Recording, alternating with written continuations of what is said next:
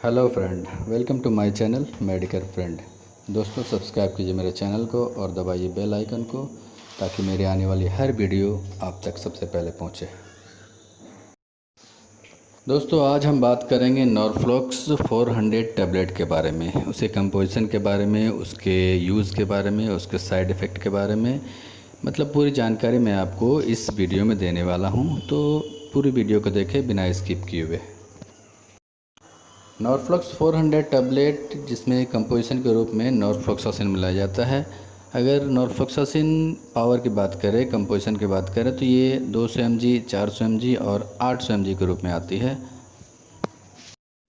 नॉर्फ्लॉक्सासिन एक एंटीबायोटिक है। अगर सिमिलर टाइप की कंपोजिशन की बात करें तो ये सिप्रोफ्लॉक्सासिन से मिलती जुलती है, लेकिन उससे थोड़ी अलग काम करती है।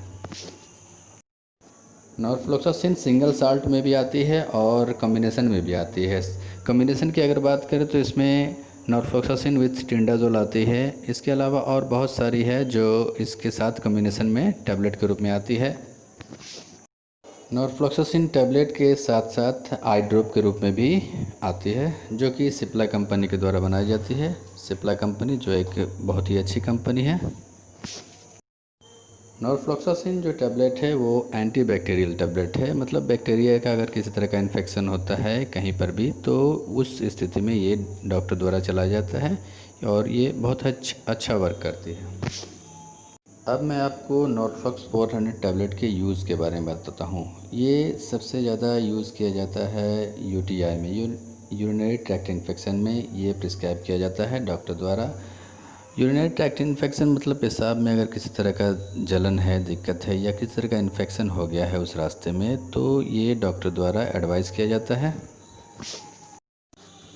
इस टैबलेट का दूसरा यूज जो है वो किडनी के इन्फेक्शन में है। अगर किसी किडनी में किसी तरह का इन्फेक्शन हो गया है तो उसमें ये डॉक्टर द्वारा प्रिस्क्राइब किया जाता है।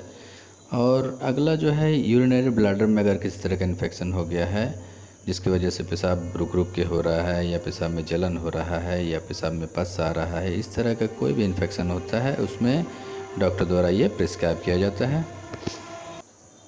एक और बीमारी होती है गनोरिया के नाम से। ये एसटीडी बीमारी है, मतलब सेक्सुअल ट्रांसमिटेड डिजीज़ है। ये मेल फीमेल दोनों को होता है।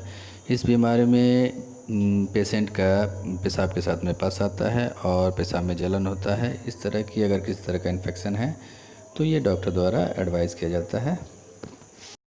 किसी का अगर प्रोस्टेट ग्लैंड अगर इनलार्ज हो जाता है, मतलब प्रोस्टेट ग्लैंड बढ़ जाता है, सूजन हो जाती है इन्फेक्शन की वजह से, उस स्थिति में भी ये डॉक्टर द्वारा चलाया जाता है।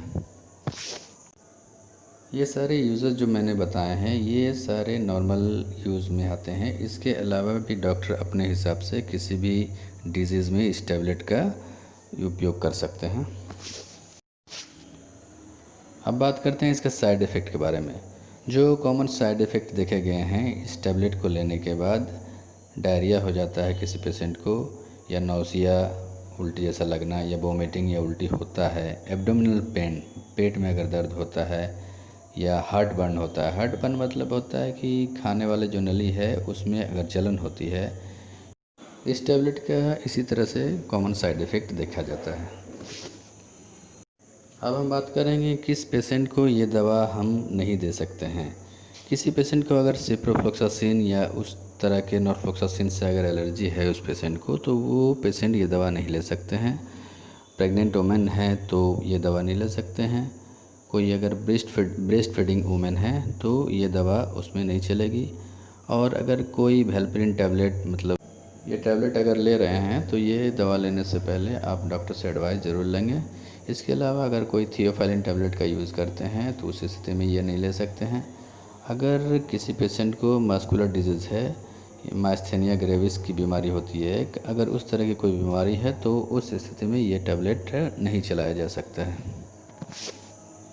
इसके अलावा भी बहुत सारे कुछ ऐसी बीमारियां हैं जिसमें ये दवाई नहीं चलाई जा सकती, वो आपके डॉक्टर बढ़िया से एडवाइस करके बताएंगे। अब बात करते हैं इसके डोज़ के बारे में।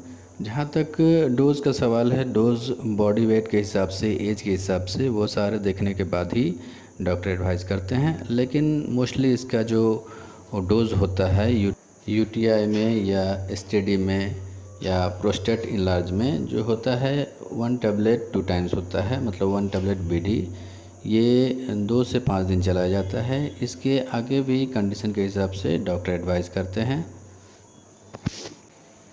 जहाँ तक इसके प्राइस का सवाल है, ये 10 टैबलेट का जो स्ट्रिप आता है ये 54 या 55 रुपये का आता है, जो कि ज़्यादा महंगी नहीं है, कोई भी लेकर के यूज़ कर सकता है।